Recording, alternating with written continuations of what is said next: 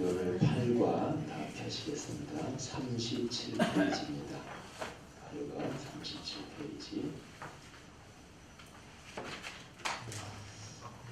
보시니 말씀 묵상이 크게 세 덩어리가 되어 있습니다. 비움, 채움, 나눔.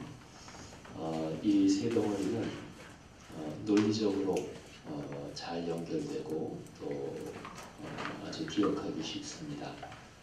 비워야 채워지고 또 충만하게 채워지면 나누게 됩니다. 어느 정도 자연스러운 과정입니다. 그리고 나누고 또다시 마음을 비우고 또는 삶을 비우고 다시 채워지고 이 세 개가 계속해서 순환된다 이렇게 보시면 되는데 오늘은 이제 나눔 훈련입니다.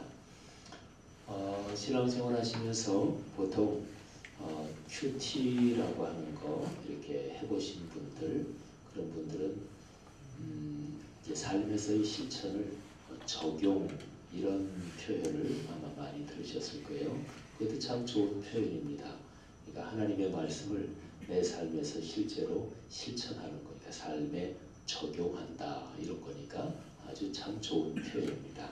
근데 우리 보시니 말씀 묵상은 좀 더 이 틀이 더 큽니다.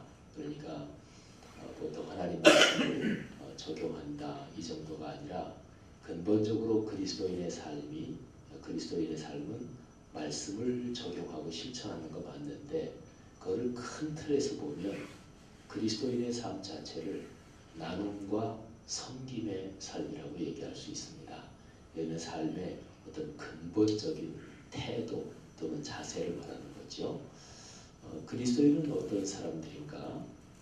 사는 것을 보면 그리스도인에게는 어떤 특징이 있는가? 그 사람의 삶에 나눔이 있고 섬김이 있으면 그리스도인 맞구나. 근데 그 사람의 삶에 나눔과 섬김이 없다 그러면 그 사람 그리스도인이라고 할 수 없네. 또는 아직까지 성숙한 그리스도인이 아니네. 이렇게 얘기할 수가 있을 것입니다. 그리스도인 이 표현 자체가 그리스도하고 사람인 자가 붙은 거잖아요. 기독교인 이것도 마찬가지죠. 기독이 그리스도라는 뜻이죠. 그리스도를 믿는 그 신앙, 진리, 종교 거기에 연관된 사람이다. 이게 기독교인 이런 뜻이고 신앙인 이것도 신앙, 믿음이란 뜻인데 신앙은 대상이 있죠. 우리의 믿음의 대상은 예수가 그리스도시다. 그러니까 예수 그리스도를 우리는 믿는 거죠. 그러니까 어떻게 표현하든지 간에 그리스도인 신앙인은 예수 그리스도와 연관된 사람이에요. 예수 그리스도와 연관되지 않으면 그는 그리스도인, 기독교인 신앙인이 아닌 거죠. 그런데 예수 그리스도 그분이 어떤 분이냐 이게 중요한데 그분은 근본적으로 삶에서 나눔과 섬김으로 사신 분입니다. 구체적인 행동으로서 나누고 섬기셨는데 행동이 이렇게 나온다는 것은 이 속에 마음, 태도, 정신 자체가 나눔과 태도 이게 이제 속에 돼 있다. 나눔과 섬김이 태도, 자세로 이게 정립이 돼 있다. 이런 거죠.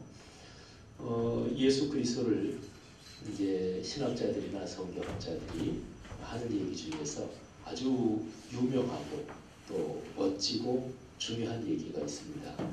예수 그리스도는 누구냐? 타자를 위한 존재다. 이런 표현이에요. 영어로 말하면 being for others라고 얘기하는데 타자를 위한 존재다. 그러니까 예수 그리스도는 자신을 위해 사신 것이 아니라 다른 사람을 위해 사셨다. 타자를 위한 존재였다. 이런 거죠. 타자 할 때는 이제 우리 주변에 사는 다른 사람들을 말하는데 타자를 위한 존재 이게 과연 사람의 삶에서 가능하겠느냐. 사람이 다 본능적으로 자기 이기심이 있고 또 자기 방어 본능이 있고 또 생존의 욕구가 있고 그런데 과연 글자 그대로 타자를 위한 존재가 어떻게 인간으로서 가능하겠느냐 이렇게 질문해 볼 수도 있죠. 또 그 질문을 해보면 그건 불가능, 100%는 불가능하지. 아마 쉽게 이런 생각을 가질 수가 있어요. 근데 타자를 위한 존재, 이 얘기는 다른 사람들과의 관계, 이거를 생각하면 힘들 것 같은데 일단은 그거를 잠깐 덮어놓고요. 하나님과의 관계를 한번 생각을 해보십시오. 그러니까 하나님, 그분과의 관계에서 내가 주님의 영광을 위해서 살겠습니다. 그러면 어떤 면에서는 조금 더 쉬워지는 듯한 생각도 들 수가 있어요. 뭐 다른 사람을 위해서 내가 존재한다. 이거는 아유 어떻게 그렇게 하지, 힘들다, 불가능하다. 근데 하나님의 영광을 위해서 이러면 이건 조금 더 괜찮아요, 그죠? 교회에서 선교 사역, 장학 사역이 선교 사역보다 힘듭니다. 일반적으로 모든 교회에서 그래요. 근데 그 이유가 있습니다. 선교사들은 어려운 데 가서 고생하잖아요, 그죠? 고생하니까 우리 사람 마음속에는 어느 정도 그 선하게 사는 사람들 마음속에는 어려운 사람들에 대한 동정심이 다 있어요. 또 사람 마음속에 기본적으로 있죠. 근데 선교사 그러면 일반적으로는 어디 어려운데 또 선진국도 있지만 대개는 후진국이 더 많죠. 그런 데 가서 자기 일생을 헌신한 사람이니까 동정심 뭐 이런 것도 있고 해서 선교 헌금은 어느 교회는 막론하고 어느 정도 되는데 장학 헌금은 잘 안 됩니다. 왜냐하면 멀쩡하게 같이 나도 자식 기르고 다른 사람도 자식 기르고 내 자식 기르기도 바쁜데 다른 사람 뭐 자식 장학금 내고 이게 쉽지 않아서, 물론 요 이유 한 가지만은 아니에요. 근데 어쨌든 이런 게 사실은 주요한 이유죠. 그래서 인간관계보다 하나님과의 관계를 생각하면 훨씬 더 쉬울 수가 있어요. 왜? 하나님이야 뭐 우리에게 구원을 주신 분이고 그러니까. 그래서 중요한 게 하나님과의 관계에서 깊어져야 돼 자꾸. 근데 하나님은 눈에 안 보이시잖아요. 근데 신앙 훈련을 계속해서 하면 눈에 안 보이는 하나님이 내 삶에 같이 계시다. 이게 점점 더 깊이 느껴지고 또 그렇게 인식이 이제 깊어지는 거죠. 그러면 여기에서 오는 힘으로 인간 관계에서도 다른 사람을 위해서 섬기며 나누며 살 수 있게 되는 거죠. 기독교 신앙은 언제나 하나님과의 관계 그리고 거기에서 얻는 힘으로 다른 사람과의 관계, 이웃과의 관계를 그렇게 살아가는 거죠. 그 가장 근본적인 것이 뭐냐? 나눔과 섬김의 이 마음의 기본적인 태도, 자세, 그리고 그것이 이제 나눔과 섬김의 구체적인 행동으로, 실천으로 이렇게 나온다 이런 거죠. 그래서 우리 보시니 말씀 묵상은 커다랗게 세 가지: 비움, 채움, 그리고 나눔의 삶이다. 이렇게 세 번째가 나눔이에요. 자, 38쪽 한번 보세요. 여기 계신 분 중에서 삼삼하다 이런 한국말을 이걸 잘 못 들어봐요. 읽는 분도 계실지도 모르겠어요. 근데 제가 이렇게 생각해 보면 제가 어렸을 때 삼삼하다 이런 말을 많이 썼던 것 같아요. 삼삼하다.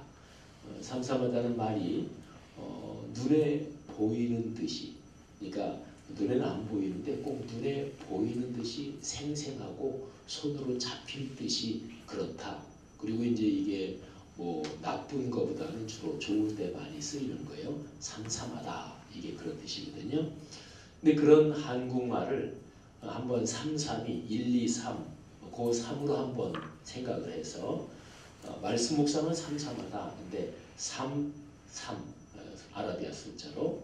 그래서 이제 말씀 묵상의 전체 구조가 비움, 채움, 나눔이잖아요. 가운데 있는 채움, 요 몸통 부분에서 다시 세 가지가 있죠. 관찰, 새김, 기도 이렇게 됐죠. 그래서 우리 보신의 말씀 묵상은 삼삼하다 이렇게 좀 머릿속에 기억하셔도 좋고요. 삼삼하다는 말이 거기 있는 것처럼 그 사전에 있는 뜻을 써놓은 거예요. 잊히지 않고 눈앞에 보이는 듯 또렷하다. 근데 말씀 묵상을 자꾸 하잖아요. 그러면 말씀에 기록된 그것이 이미 내 삶에 이루어진 것처럼 눈앞에 보이는 듯이 또렷하게 그게 그 분명히 그 말씀이 이루어지지, 이게 점점 확신이 돼요. 그러니까 말씀의 내용이 삼삼해지는 거예요. 이게 이제 말씀에 대한 확신이고 믿음이지요. 말씀 묵상을 하면 바로 말씀이 삼삼해진다. 이렇게도 얘기를 할 수가 있습니다. 자, 맨 마지막 나눔. 이거는 구체적인 실천인데요. 거기 네모 안에 있는 걸 보셔요. 본문을 읽고 또 거기에 거룩한 상상력, 또 관찰, 또 내 자신하고 연결시키는 새김, 그리고 사랑의 기도, 뭐 이런 것까지 다 하고요. 맨 마지막으로는 나눔 시간인데 생각을 하는 거예요. 내가 오늘 말씀 묵상을 쭉 했는데 이거를 내 삶에서 어떻게 실천해야 하느냐. 오늘 또는 앞으로 내가 실천해야 하는 것들을 구체적으로 한번 적는 거예요. 그러니까 나눔은 오늘 그렇게 살아야 되겠다. 근데 꼭 오늘로만 한정할 필요는 없고요. 이번 주간에 뭐 그것도 좋고, 뭐 올해가 지나기 전에 뭐 이런 생각도 좋고, 아니면 그냥 내가 평생 살아가면서 이런 태도를 늘 꾸준히 훈련해야지 뭐 이런 것도 좋고. 근데 중요한 거는 가능한 대로 내가 구체적으로 내 삶에서 실천해야 할 사항들을 정하는 게 아주 좋습니다. 그래서 나눔, 삶에 실천하는 건데 이것은 말씀 묵상의 열매라고 얘기할 수 있습니다. 꽃이 최종은 아니에요. 그죠? 말씀 묵상의 꽃이라고 얘기하면 기도라고 할 수가 있을 거예요. 근데 보통 이런 열매가 맺는 나무로 보면 꽃이 마지막 단계가 아니죠. 열매가 사실은 마지막 단계죠. 그래서 나눔이 열매다. 그리고 지성소라고 했는데 성전의 구조를 보면 성전 뜰에서 이제 뭐 물두멍 또 번제단 그 다 성전 뜰에 있어요. 그 성전 앞마당 안에. 그러고 나서 이제 이렇게 내부로 들어가는데 내부가 성소, 거룩할 성, 장소할 때 소자, 거룩한 장소. 근데 성소에 들어가서 거기에 한 단계 더 안에가 있는데 휘장이 쳐져 있죠. 그걸 지성소, 지극히 거룩한 장소. 그 지성소 안에는 언약궤가 있습니다. 언약궤 안에는 십계명을 적은 두 돌판이 있죠. 10가지 계명에서 돌판 하나에는 4가지가 적혀 있고 또 하나에는 6가지가 적혀 있습니다. 5개 적으면 뭐 좋을 것 같은데 4개, 6개예요. 4개는 하나님과 연관된, 그러니까 내가 하나님과 연관된 그런 계명이 돼가지고 그 다음에 이제 나머지 6개는 사람과의 관계, 인간 관계에 대한 계명 6가지입니다. 어쨌든요. 그래서 성전, 성소의 구조에서는 지성소가 제일 이게 돌판, 말씀이 있는 곳은 하나님이 계시다는 뜻하고 똑같거든요. 그래서 지성소에는 딱 한 사람만 들어갑니다. 그 사람도 1년에 딱 한 번만 들어갈 수 있어요. 대표, 대제사장 한 사람만 들어갑니다. 하나님이 계신 곳이니까 지극히 거룩한 곳이니까 함부로 못 들어가는 거죠. 근데 이제 구약 성경에 이런 성전 이런 구조를 가지고 말씀 묵상을 생각해 본다면 말씀 묵상을 쭉 하면서 내 삶으로 실천하는 거, 이 나눔 이 부분이 말씀 묵상의 지성소다 이렇게 얘기할 수 있습니다. 그러니까 이제 나눔이 중요하다는 걸 강조하는 거예요. 자, 나눔과 연관해서 생각해야 될 것이 3가지입니다.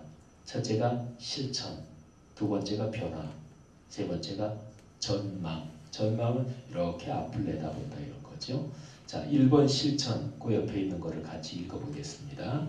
기독교적인 실천의 본질은 섬김과 나눔입니다. 자, 2번 변화, 내 삶이 구체적으로 변하고 바뀌어야 한다는 것을 반드시 기억하세요. 자, 3번 전망 읽겠습니다.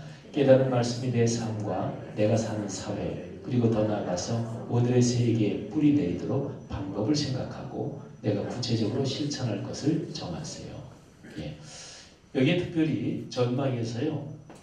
내 삶, 내 일상의 생활, 내 인생만이 아니라 내가 사는 사회, 더 나아가서 오늘의 세계 이런 것까지 나왔죠. 그죠? 그러니까 말씀 묵상하면서 그 말씀을 기본적으로 내게 적용을 해야 돼요. 내가 실천할 거를 정해야 돼요. 근데 거기에서 더 나아가서 우리 교회가 이 말씀에 비춰보면 어떻게 좀 더 성숙해야 되는 거지? 우리 교회, 우리를 생각할 수 있죠. 아니면 뭐 요즘 최순실 사태 때문에 우리 사회가 많이 혼란스러운데 우리 사회는 이 말씀에 비춰볼 때 어떻게 돼야 되는 거지? 그러니까 나를 넘어선 우리 가족이든 교회든 우리 사회든 내가 근무하는 직장이든 우리라는 공동체를 말씀 묵상의 이 나눔 부분에서 생각할 수가 있습니다. 또 그렇게 생각도 해야 되고요. 그래서 말씀 묵상을 하는 게 그저 나 개인적으로 나 개인이 주님 말씀을 실천하고 거기에서가 아니라 사회와 오늘의 세계를 하나님 말씀에 따라서 변화시켜가는 거룩한 영향력을 끼치는 이런 데까지 말씀 묵상이 연결돼야 되는 거죠. 자, 그 밑에 이제 쭉 적어놓은 거는 지금 이제 제가 쭉 설명한 거에 다 있어요. 첫 번째 거는 넘어가고 두 번째 걸 제가 한번 읽어볼게요. 말씀 묵상은 전인격적으로 반응하는 것인데 전인격적인 반응으로 하는 것인데 인격적이라고 할 때는 지성, 감성, 의지의 세 면이 종합적으로 반응하고 작동하는 것을 말합니다. 비움, 체험, 나눔의 세 단계에서 지성과 감성과 의지가 작용하는데 나눔에서는 특별히 의지적인 면이 강하게 일해야 합니다. 내가 실천하기로 결심하고 이제 하는 거니까 의지적인 면이 사람에 따라 생각이 좀 다르겠지만 제가 이제 목사로서 이렇게 보면서 우리 한국 기독교인들에게 지성, 감성, 의지, 인격의 세 요소 중에서 우리 한국 민족의 특징들이 있잖아요. 한국 사람의 특징이 있고 일본 사람의 특징이 있고 또 미국, 독일, 또 아프리카 사람 특징이 있고 근데 제가 생각하기에는 기독교 신앙에서 인격의 세 요소, 지성, 감성, 의지 중에서 우리 한국 기독교인들은 감성이 그중 강한 것 같아요. 약한 게 어떤 부분이냐? 의지 쪽이 좀 약한 것 같아요. 그러니까 제일 강한 것. 우리 한국은 원래 옛날부터 가물을 즐기는 민족 뭐 이랬다 그러잖아요. 그래서 저는 독일에 유학 가기 전에는 독일 사람은 노래 다 잘하는 줄 알았어요. 뭐 로렐라의 언덕이라든지 독일 가고 우리 학교 다닐 때 중고등학교 때 배워요. 독일 사람들은 다 잘하는 줄 알았어요. 근데 가보니까 독일 사람 노래 못하더라고요. 한국 사람이 노래방 문화 때문에도 그렇지만 한국 사람들이 노래를 전 세계에서 꽤 잘할 거예요. 제가 세계 다 돌아다녀보지 않았지만 근데 어쨌든 한국 사람은 감성이 신앙에서도 강해요. 근데 의지적인 측면이 약합니다. 제가 독일에 있을 때 경험한 것인데 제가 목회하던 한인교회가 자체 예배당이 없었기 때문에 독일 교회 예배당을 빌렸었거든요. 그 예배당이 꽉 차게 사람이 앉으면 한 250명 정도 앉나? 한 200명 정도 앉나? 그러니까 뭐 도르트문트 그 시 거의 외곽 쪽에 있는 그냥 작은 교회당입니다. 근데 건물이 굉장히 오래됐어요. 얼마큼 오래됐냐면 독일 쾰른에 가면 쾰른 대성당, 쾰른어 돔 있지요? 그게 1200년대 중반에 지어진 거예요. 제가 목회하던 아이힐링호펜 거기 있는 그 독일 교회당 빌려 쓴 거 그게 쾰른어 돔하고 같은 시기에 비슷한 시기에 지어진 거예요. 굉장히 오래됐죠. 근데 이제 거기서 이제 예배드리기 때문에 독일 교회하고 제가 목회하던 한인 교회하고 연중에 어떤 프로그램 같은 거를 한 두세 개, 서너 개 정도를 같이 해요.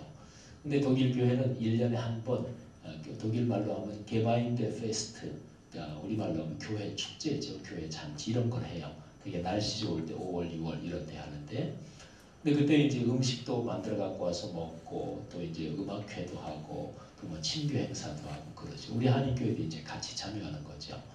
근데 어느 해인가 한 번은 독일에서도 그렇고 뭐 우리나라에서 요즘 그런 거 많이 하는데 환경 오염 이런 거를 방지하기 위해서 일회용품 사용 금지하고 이런 거 많이 하잖아요.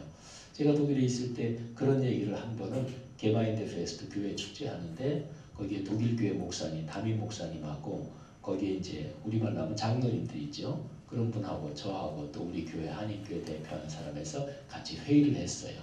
올해 교회 축제 때 뭐 이런저런 거를 근데 거기에서 우리 일회용품 쓰지 말자 이런 거를 이제 얘기를 했어요. 그래서 좋다고 그렇게 하자. 그래서 교회에다 광고를 해가지고 자기 접시하고 자기 컵 이거는 각자 개인적으로 다 들고 오도록 그리고 자기 포크 있잖아요. 포크 이런 거는 개인적으로 들고 오도록 하자. 그래서 이제 근데 이제 저는 그때 명확하게 그렇게 딱 생각한 건 아니지만 약간은 무의식적으로 무슨 생각을 했냐면 그렇게 해서 교회 광고를 하면 가져오는 분도 있지만 안 가져오는 분도 있잖아요. 그러니까 안 가져온 분을 위해서 일회용품 같은 거를 조금은 준비해야 되지 않을까 이런 생각을 잠깐 했어요. 근데 지금 기억에 우리 한인교회에서 따로 준비한 기억은 없고 근데 독일교회에서도 준비를 안 했고 근데 이제 그 교회 잔치 게마인드 페스트 축제 이래에 돼서 제가 놀란 게 독일 사람들이 다 가지고 오더라고요. 다 가지고 오더라고요. 우리 한국 사람들은 그중 안 가져온 사람도 있잖아요. 그 사람이 미리 준비. 근데 진짜로 싹 가져오는 것 같았어요. 그러니까 그 사람들은 신앙적으로 아 이게 그렇다? 그러면 그냥 그렇게 살아요. 그러니까 우리는 막 이제 설교 스타일도 달라요. 우리 한국 교회 설교는 막 성도들한테 가능한 대로 성도들을 마음에 막 불을 지르고 막 선동하고 막 이런 류의 스피치 스타일이 강해요. 한국 목사들이. 근데 독일 교회 설교는 그렇지 않습니다. 근데 어쨌든 그러니까 이제 신앙 스타일이 다른 거죠. 그 사람들은 이게 맞다. 그러면 합니다. 전 세계적으로 미국이 워낙 이제 덩치가 큰 나라니까. 근데 전 세계적으로 굶주리는데 또 이런 전쟁 때문에 막 그냥 힘들고 이런 지역에 교회 단위로 제일 많이 지원하는 데가 독일 교회입니다. 통계적으로. 그러니까 이제 실제로 그 사람들은 삶에서 그런 거를 실천하고 뭐 이러는 거죠. 어쨌든 신앙에서 중요한 것이 사는 것입니다. 근데 사는 데는 반드시 의지적인 측면이 작동을 해야 돼요. 그래서 우리가 신앙생활하면서 이게 주님의 뜻에 맞다. 맞으면 실천하는 거죠. 우리가 물론 다 할 수 있는 건 아니지만 그래서 이 신앙의 의지적인 면이 잘 훈련된 그런 분들이 신앙의 지도자가 돼야 마땅한 거죠. 어쨌든 지성, 감성, 의지 이 세 개가 이제 전체가 조화로워야 되는데요. 그래서 그 밑에 이제 있는 것도 넘어가고요. 나눔의 정신과 거기에 담긴 복의 구조 이렇게 하면서 성경 구절 두 군데를 써놨는데요. 마태복음 7장, 그게 7장 제일 끄트머리인데 이거는 산상설교가 마무리되는 부분입니다. 산상설교가 마태복음 5장, 6장, 7장 세 장이 나오거든요. 예수님이 가르치신 가르침 중에서 제일 주옥 같은 말씀을 모아놓은 거예요. 근데 산상설교를 제일 끝내시면서 예수님께서 말씀하시는 게 그겁니다. 누구든지 내 말을 듣고 실천 안 하는 사람은 자기 집을 모래 위에 지은 사람과 같다. 근데 내 말을 듣고 실천하는 사람은 자기 집을 짓되 든든한 바위, 반석 위에 짓는 사람과 같다. 평소에는 모른다. 근데 바람이 불고 큰 비가 내리고 그래서 큰 물이 덮치면 반석 위에 지은 집은 안 무너지지만 모래 위에 지은 집은 무너진다. 근데 이건 신앙생활에서 그렇습니다.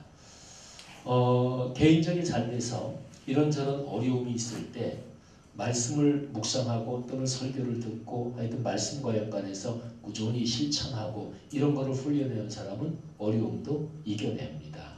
또는 교회적으로 이런저런 어려움이 있을 수 있잖아요. 그죠? 뭐 교회도 사람들이 모인 모임이니까 교회적으로 이런 어려움도 있고 그 교회 좀 분위기 안 좋다 이런 것도 있을 수 있고 근데 교회적으로 무슨 일이 있을 때 제일 먼저 불평하고 또는 남을 비난하고 이런 사람들은 사실은 말씀을 실천하는 습관이 안 돼 있는 사람이라고 볼 수가 있습니다.